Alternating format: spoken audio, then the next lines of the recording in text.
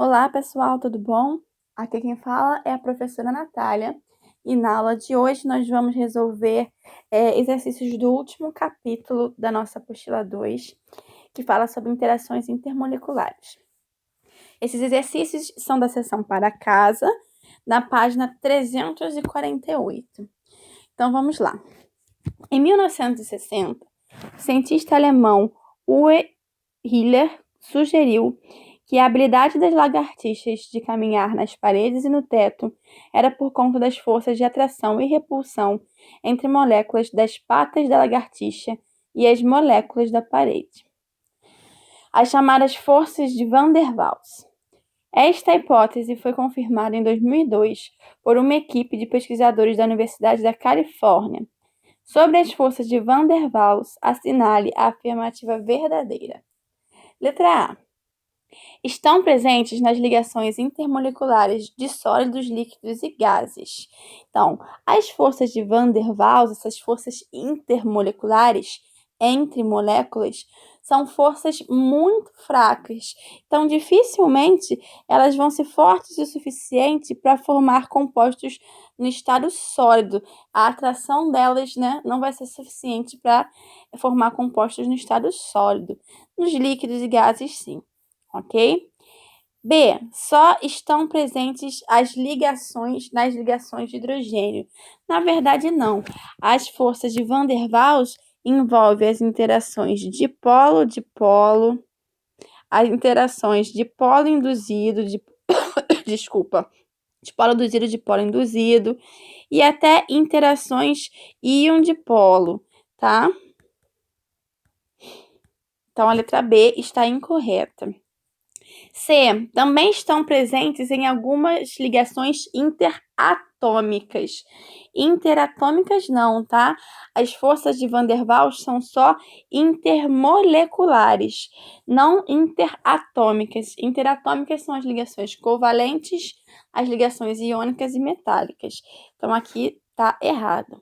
E a nossa alternativa correta, são forças fracamente atrativas, presentes em algumas substâncias como o neônio, o cloro e o bromo. Sim, são moléculas aqui apolares, não tem momento de polo igual a zero e realizam forças de Van der Waals, sim, como por exemplo o dipolo induzido, que é uma força de Van der Waals que está relacionado a moléculas apolares, como a gente viu aqui.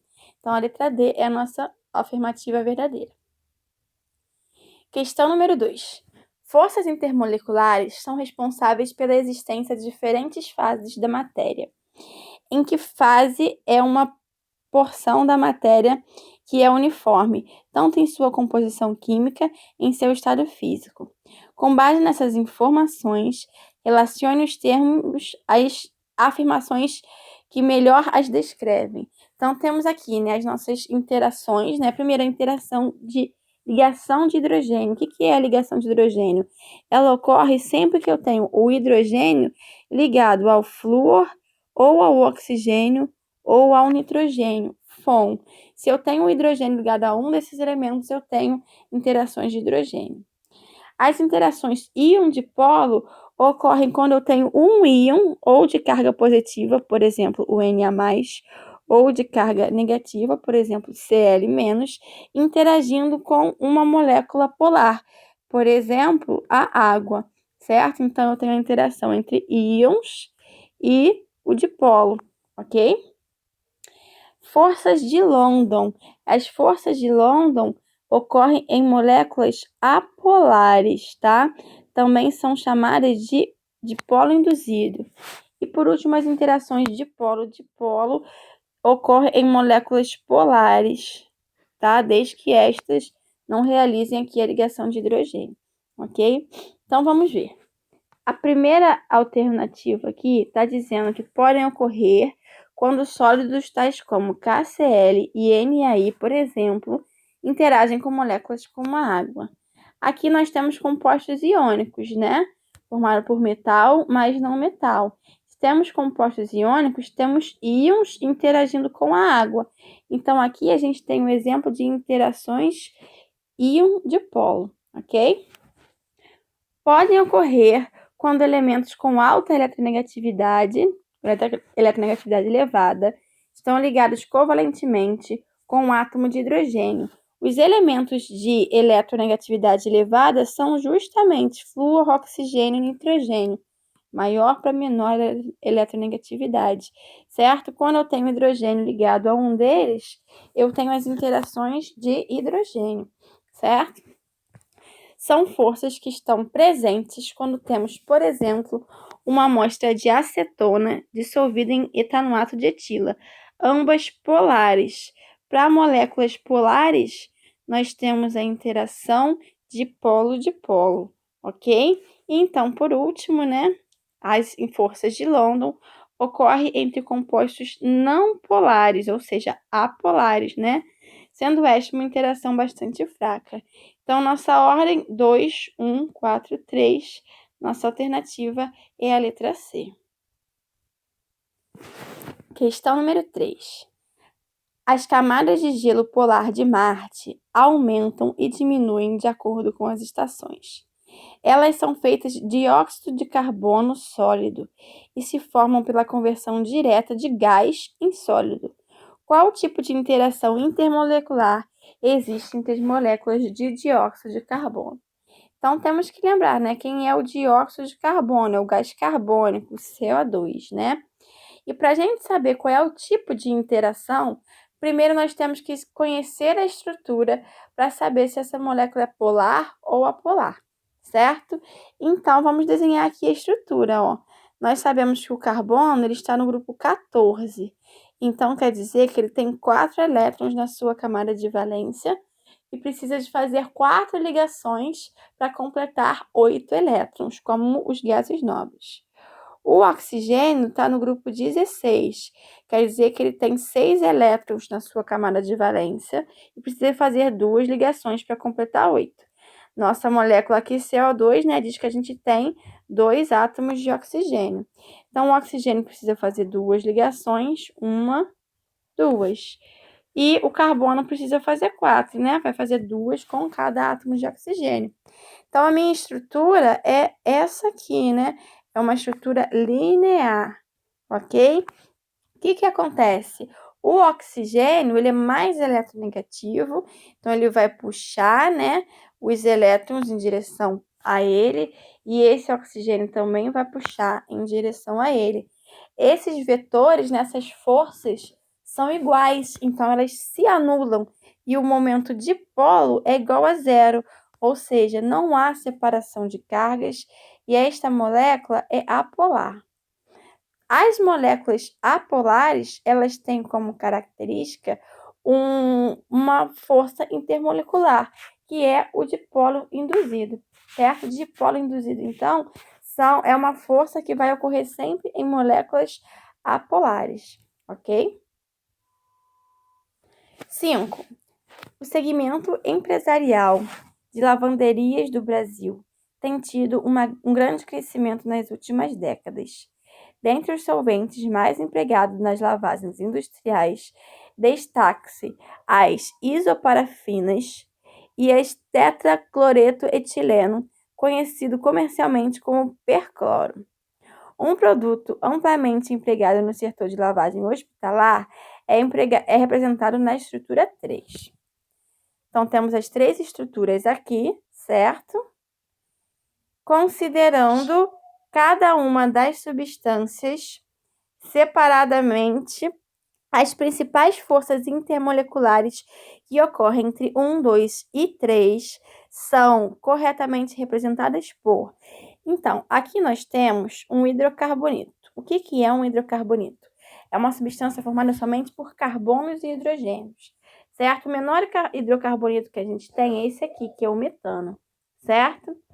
Com o metano, a gente pode enxergar perfeitamente, né, que a gente vai ter aqui vetores, né, de eletronegatividade, da diferença de eletronegatividade, que vão se anular, tornando o metano uma molécula polar. Aqui nós temos várias cadeias, uma cadeia composta por vários pedacinhos similares ao metano. Esses pedacinhos também são apolares, tá? Apolares, tá? Então, essa é uma molécula polar. Aqui, na nossa estrutura 2, nós temos que o cloro é um elemento mais eletronegativo, né? Só que o que acontece? Esse cloro, por exemplo, vai puxar para cá e esse vai puxar para cá. Esse vai puxar para cá, esse vai puxar para cá. Todos em direções opostas também. Então, essa molécula também é apolar, ok? E aqui, na nossa substância 3, nós temos que observar esse cantinho aqui, ó, em que nós temos o hidrogênio ligado ao oxigênio, ok? Então, a partir dessas informações, a gente pode perceber, né, qual é o tipo de interação intermolecular. As moléculas apolares, elas são caracterizadas por apresentarem dipolo induzido e dipolo induzido. E quando eu tenho o hidrogênio ligado ao oxigênio, nós temos ligações de hidrogênio. Então, nas duas primeiras, nós teremos dipolo induzido e dipolo induzido, e na última, nós teremos ligação de hidrogênio. Então, aqui, a nossa alternativa vai ser essa aqui, ó. Estrutura 1, interage por dipolo induzido e dipolo induzido. A estrutura 2 também, e a 3 por ligação de hidrogênio. Ok? Então, nossa resposta correta é a letra C. Assinale a alternativa que apresenta o gráfico dos pontos de ebulição dos compostos formados entre o hidrogênio e os elementos do grupo 17, do segundo ao quinto período, ok? Então, os elementos desses halogênios são o flúor, o cloro, o bromo e o iodo, respectivamente do segundo, terceiro, quarto e quinto período, ok? A gente sabe que o hidrogênio, quando está ligado ao flúor, ele faz uma interação chamada ligação de hidrogênio, que é a interação mais forte entre todas as outras interações intermoleculares. Quando ele se liga ao cloro, bromo e iodo, ele não faz ligação de hidrogênio, mas todas essas moléculas, HCl, HBr e HI, são moléculas polares. Quando nós temos moléculas polares, essa interação que ocorre é a dipolo-dipolo, ok? Então, temos 3 moléculas que fazem dipolo-dipolo e uma que faz ligação de hidrogênio. Como a ligação de hidrogênio é a mais forte de todas, então a força entre as moléculas do HF, né, as interações serão mais fortes. Então a gente vai precisar de uma energia maior para separar essas moléculas, ou seja, o ponto de ebulição do HF vai ser o maior de todos. Então a gente já pode excluir, ó, algumas alternativas em que o ponto de fusão do HF não é o maior. O HF é o do segundo período, né? Então, ele não é o maior. Agora, e entre as outras que apresentam dipolo, né? O que vai acontecer? Aqui agora, para a gente diferenciar esses dipolos, a gente tem que observar o tamanho desses ânions, certo? O do quinto período é o maior ânion, né? Porque tem maior camadas. E do terceiro período é o menor de todos. Quanto maior o ânion, a gente diz que essa nuvem eletrônica é mais polarizável. Então, quanto maior o átomo, mais polarizável. Ou seja, se é mais polarizável, o seu dipolo vai ser mais forte do que os outros, ok? Se ele apresenta o dipolo mais forte, quer dizer que ele tem um maior ponto de fusão. Então, aqui, ó, a ordem do ponto de fusão, o iodo vai ser maior que o bromo e vai ser maior que o cloro, ok? Então, a nossa alternativa, ó, a única que nós temos que o flúor é o maior de todos, depois o iodo, que está no quinto período, é o maior de todos, é a letra A. Nossa resposta correta. Questão número 7. Explique as tendências observadas experimentalmente para os pontos de ebulição das espécies contidas na tabela. Então, primeira coisa que nós vamos observar, o ponto de ebulição da água é o único positivo. Não só positivo, como um valor bem alto, certo? Por que que ele é o maior ponto de ebulição?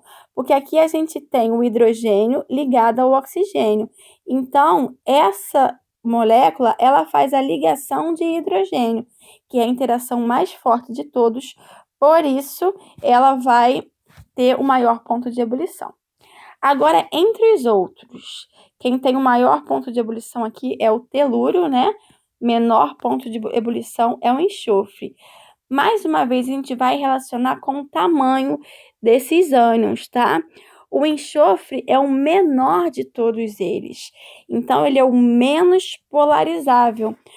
Por ele ser o menos polarizável, a sua interação de polo vai ser a mais fraca. Por isso, eu vou precisar de menos energia para separar as moléculas, ou seja, a temperatura de ebulição vai ser menor. E quando eu tenho o telúrio, que é o maior dos três e o mais polarizável, né? Então, as interações são mais fortes, seu dipolo é mais forte e eu preciso fornecer mais energia. Se eu preciso fornecer mais energia, a temperatura de ebulição é maior, ok? Vou colocar aqui para vocês a resposta, para vocês poderem tirarem o print, né? E copiar. Tá aí a resposta para vocês, ok? E vamos fazer lá a próxima questão. Pela análise do quadro, conclui-se que a ordem crescente dos pontos de ebulição dos compostos indicados então ele quer a ordem crescente, né? Menor para o maior. Primeiro, então, vamos ver se alguém aqui faz ligação de hidrogênio. Nós temos aqui, ó, o hidrogênio ligado ao oxigênio e aqui também o hidrogênio ligado ao oxigênio, certo? Então, essas são as interações mais fortes. Então, serão os maiores pontos de ebulição. Quem vai ter o maior ponto de ebulição? A molécula 4, porque ela consegue fazer ligação de hidrogênio em 2 pontos, ó, aqui e aqui. Se ela faz mais ligações de hidrogênio, então ela é a maior de todas, tá? Ela vai ser a quinta posição e essa aqui vai ser a quarta posição, ok? Aí, o que mais podemos ver? Aqui nós temos só carbono e hidrogênio, que também só carbono e hidrogênio. São moléculas apolares, então elas fazem dipolo induzido, que são as interações mais fracas. E por último aqui, ó, nós temos um cloro aqui, não é um hidrocarboneto. Como nós temos esse cloro, essa molécula aqui é polar, e a interação dela é dipolo-dipolo, que é mais forte do que a dipolo induzido que existe nesses dois. Então, ela é a terceira, né, mais forte. É a terceira mais forte, ok? Agora, entre esses dois aqui, que fazem o dipolo induzido, quem será que vai ter mais... qual dipolo induzido que vai ser mais forte? Olha só, quando eu pegar essa molécula aqui e aproximar ela de outra molécula igual a ela tem uma superfície de contato muito maior para poder interagir.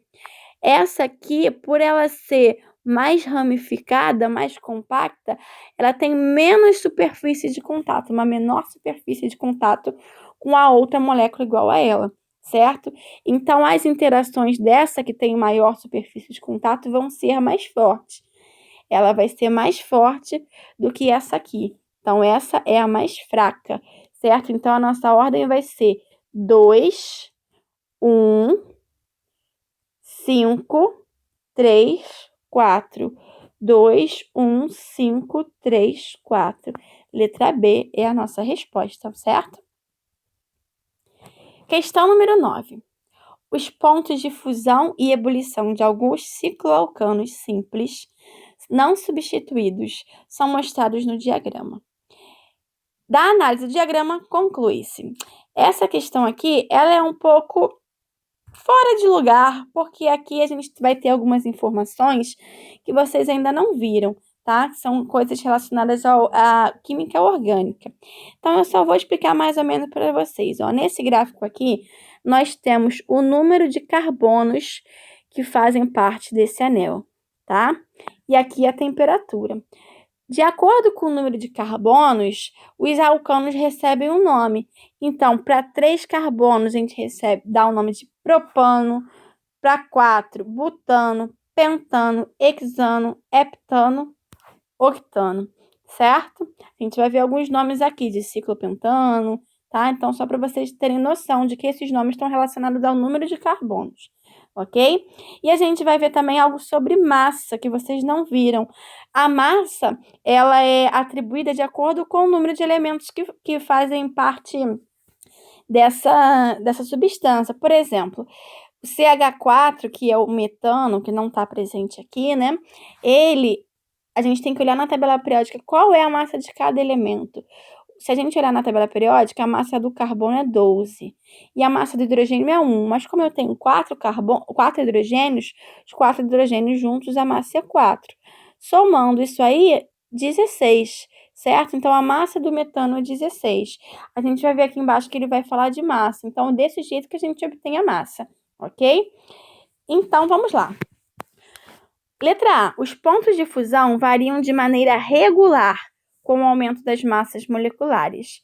Ponto de fusão está representado em rosa. E a gente vê que ele não está variando regularmente. Ó. Daqui para cá, ele cresce, depois ele diminui, aí cresce de novo, diminui. Então, ele não está regular, ok? Letra B. Os pontos de ebulição em relação às massas moleculares aumentam de forma regular. O ponto de ebulição está em verde e realmente ele está aumentando à medida que também se aumenta o tamanho e a massa do anel. Então, essa aqui é a nossa resposta verdadeira. Ok? Mas vamos ver as outras. O ciclopentano apresenta pontos de ebulição e de fusão maiores que o ciclopropano. Pent é o prefixo para 5 carbonos, ok? E prop aqui é para 3 carbonos, ok? A gente consegue ver que os do pentano são maiores do que o propano e ele diz que são menores, então aqui está o nosso erro, ok? E o cicloalcano que apresenta a massa 112 apresenta o mesmo ponto de fusão e ebulição. A gente não sabe quem apresenta a massa 112, a gente teria que calcular de acordo com o número de moléculas. Vocês ainda não sabem montar essas estruturas, ok? Mas vocês conseguem perceber, mesmo sem saber a massa, que nenhuma das estruturas tem um ponto de fusão igual ao ponto de ebulição, certo? O ponto de fusão sempre é menor que o ponto de ebulição. Então, a gente já pode ignorar essa questão independente de não saber qual é a massa. Nossa alternativa correta, então, realmente é a letra B. E a nossa última questão. Vamos lá, a gente tem uma tabelinha aí. A tabela apresenta os valores de ponto de ebulição de alguns compostos de hidrogênio com elementos do grupo 14, 15 e 16 da tabela periódica. Os compostos do grupo 14 são formados por moléculas apolares, enquanto os compostos do grupo 15 e 16 são formados por moléculas polares. Considerando as forças intermoleculares existentes destes compostos, as faixas estimadas para X, Y e Z são respectivamente. Então, vamos lá. Mais fácil da gente começar a ver aqui é que aqui e aqui temos, quando a gente tem hidrogênio ligado a flúor, oxigênio ou nitrogênio, nós temos a ligação de hidrogênio, certo? Então, aqui, ó, nós temos alguém que faz ligação de hidrogênio, ok? Então, essa é a interação mais forte. Então, esse valor de Y aqui, com certeza, vai ser maior do que menos 88. Então, tudo que tem, ó, menor que menos 88 na segunda opção, a gente pode eliminar, certo? Beleza. Agora, a gente vai olhar aqui, ó. A gente sabe que aqui são moléculas apolares, né? Quanto menor for a massa, maior vai ser o ponto de ebulição. Por quê? Porque mais difícil vai ser delas serem polarizadas, né? Então, aqui, ela vai ter um ponto de ebulição menor do que 111. Então, o que tiver maior que 111, a gente pode eliminar, ok? E aqui a gente sabe que o selênio é maior do que o enxofre. Se o selênio é maior do que o enxofre, então ele é mais polarizável. Se ele é mais polarizável, o ponto de ebulição dele vai ser maior que 180, como a gente vê aqui, ó. Então, nossa resposta correta aqui é a letra E, ok? E na aula de hoje é só. Vejo vocês na próxima.